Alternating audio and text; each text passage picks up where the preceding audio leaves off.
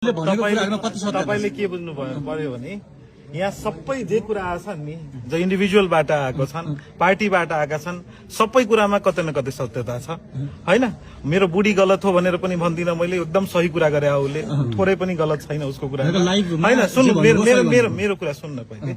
अब मलाई बोल्न लगाएपछि मलाई नै बोल्न दिनुहोस् है। यो म तपाईहरुलाई अनुरोध गर्न चाहे। कुरा के छ भने सबभन्दा इम्पोर्टेन्ट कुरा के हो भने नि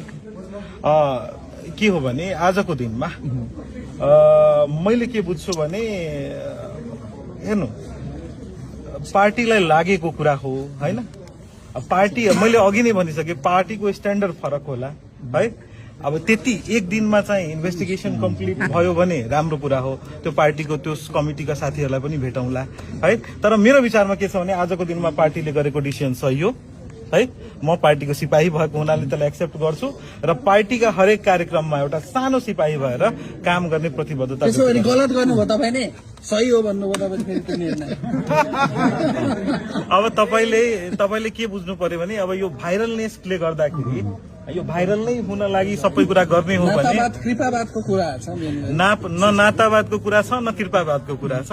यति मात्र मैले के भने आजको दिनमा मन्त्री हुनु भनेको नि यो सरकारको कुरा हो, प्रधानमन्त्रीजीको कुरा हो।